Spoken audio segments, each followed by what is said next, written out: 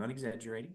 This is perhaps the most important lesson when it comes to refining our understanding of meditation, which is what Module 3 is all about.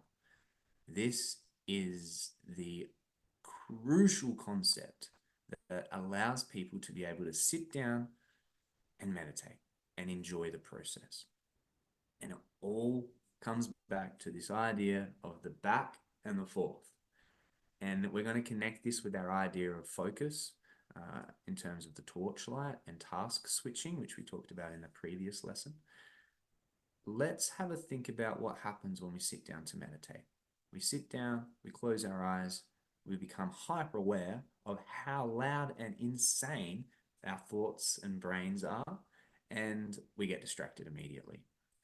Most of us practice, some kind of meditation where we are counting or watching the breath, and almost instantly we are distracted by our thinking. Then we realize that the thinking has probably made us or added to our distress. So perhaps it's made us slide down that curve a little bit further, which is ironic because we're meditating. We start to feel agitated. We feel like we're failing because we are not focused on whatever it is that we chose to focus on. We're not feeling calm. We're not feeling relaxed. We don't want to sit down. And so we come out of it thinking, I can't meditate. This is the experience of 90% of the people that I not only meet, but also the people that I work with. Most people come to me saying, I've tried to meditate, it hasn't really worked for me. This is the key piece of information that helps almost all of those people. I've never actually taught this to someone where it hasn't helped in the quality of their meditation or just right back at the ability to be able to sit down and meditate. So let's really unpack it. When I close my eyes, I am shutting off all of that visual information that needs to be interpreted by the brain. So I'm already almost halving the workload in a way of the brain, which is great because that's what we want to do. We're talking about offloading excess stress so that we can get a shift from distress into eustress. So the more workload we can take away from the brain, the great. Great. So that's why we tend to close our eyes when we're talking about meditation techniques. It is really important to start with treating our brains with kindness and treating the mind with kindness as well. What we tend to do is put pressure on it and say, you need to be calm because I'm meditating now. And then we use that force. So we're met with force, and then there's just friction and it doesn't feel good. So we close our eyes for that reason, not to become hyper aware of this inner world that's always like this. We're just not aware of it because we're not focused on it. We're focused out here. When we close our eyes, we become more focused on the internal, and it can be sometimes too much for us. This takes us to the idea of the back and forth. We're going to introduce a really simple anchor or a focus point that's going to help us direct where our focus is shining. And that is like walking into a gym and picking up a weight. Okay, if we're just talking about exercising a bicep. In a meditation, we're exercising the focus. In this analogy, we're exercising the bicep. So I have picked up the dumbbell, which is like closing my eyes and focusing on the focus point or focusing on the anchor. Then I become distracted. The distraction is the first part of the rep. The distraction is me lowering the dumbbell so I can begin that process of strengthening the bicep. We do not go into a meditation to force focus to behave unnaturally. Our focus will always shift. It's what's kept us alive for millennia. Our focus needs to be flexible. Our focus will continue to shine on different things, whether externally or internally. And because we're talking about meditation, we are talking about that internal world of our thinking and our feelings. When the torch tasks switch from the focus point to a random thought, that is half the rep. That is exactly what we want to happen. When we notice that the focus has task switched, then we task switch back to the focus point. And that is the equivalent of this.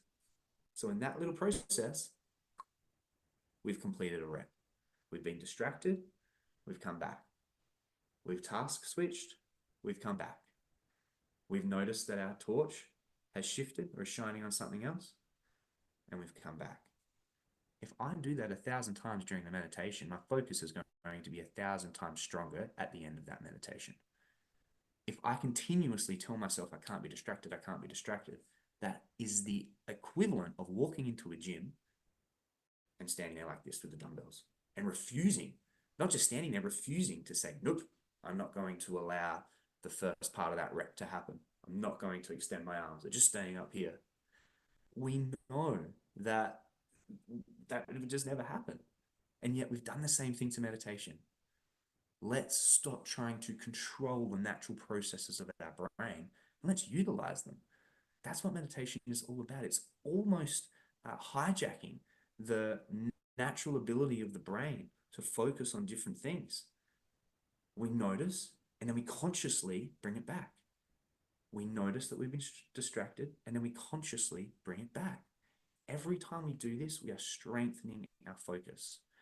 So when we go into a meditation, we are not looking to force our focus at all. We're looking to notice where the focus goes and consciously decide where it is shining and on what it is shining. We want the distractions. We need the distractions. Distractions are half the rep. We want to task switch so that we can task switch back. If we weren't task switching, there'd be nothing happening. The brain wouldn't be firing in the way that it naturally does. And the more that we do this process, the stronger our ability to consciously choose what our torch is shining on at any given point improves. We are in the pilot seat. We are in control. The only reason that many of us are in a state of distress is because we've forgotten these essential skills. So the back and forth is crucial. We are not just looking for the fourth. We need the back to have the fourth. It's that old analogy of I can't remember something without first forgetting it. I can't exercise my focus without the distraction because I can't return if I'm not distracted. I can't come back to the focus point if I haven't task switched away from it. I can't bring the light of my focus back to the focus point if I haven't shone it on something else first. Now, the trick here is remembering that it's all about when you notice you've become distracted, that's when you come back. Most of us are okay with that. Some of us feel a natural urge to stay distracted, maybe because what we're thinking about is, a creative idea, or maybe it's, something we're enjoying thinking about. That's the crucial part. When we notice we're distracted, we come back. Just like the rep, we always come back. When we notice we're down here, we come back. When we notice we're at the bottom of the rep, we come back. If we notice we're at the bottom of the rep and we choose not to come back, again, it's just like walking around the gym with my arms hanging. Again, it might be a decent exercise, but it's not going to be as effective for my biceps if I'm not doing this. So we want to notice, when we notice that we've become distracted, we want to return to the focus point. We're going to keep building on this. We're going to talk about what the focus point is. We're going to talk about the best way to nudge yourself back once you've noticed you've task switched. This is crucial, and hopefully it's helped. The distraction is key. The distraction is a requirement for meditation. That means all the noise, all that chaos, it's actually there to help you. And it can be a really key part of your meditation. Sometimes when I meditate, it is really chaotic and there's lots of task switching. Sometimes when I meditate, I drop my awareness down into deeper states of consciousness because I've trained up my focus, because my focus is becoming fitter, and it has over the last 5 years of training. That means that my meditations are accessing different states of awareness, different states of consciousness, or my brain is producing different types of brain waves. Again, we're going to talk about all of this coming up in module 3, but all of that comes back to the back and forth. If I chose to spend the last 5 years just walking around with the dumbbells hanging down, choosing not to come back when I notice that I've been distracted, nothing would have changed. I wouldn't have strengthened anything.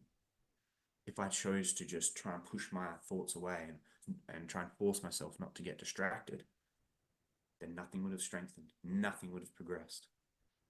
Utilize the chaos of your mind. It's there. We can't shut it off.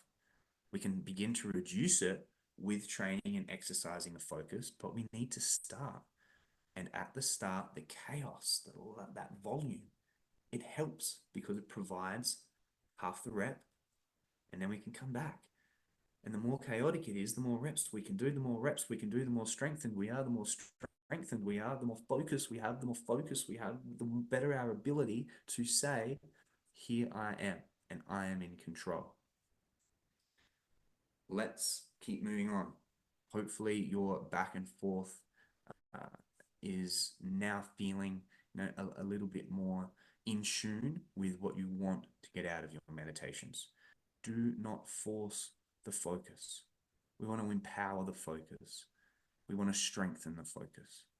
And we can do that naturally. We don't have to force it. And we don't have to force it to not have distractions. We can use it and we can strengthen it. All we have to do is notice when it's become distracted. Notice that the torch is task switched and come back. That's as easy as it is. This stuff is simple. And once you begin practicing it, you just wonder why you haven't been doing it for years and years beforehand. And the best thing about that is that it's so easy to keep practicing.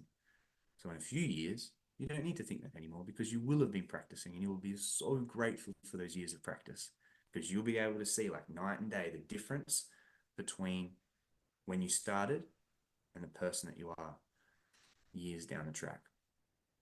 Let's get moving on to 3.4, where we're going to talk about the importance of the synapses in the brain. And this comes back to how the brain changes on a molecular level when we meditate. All right. Thank you so much. I'll see you in the next lesson.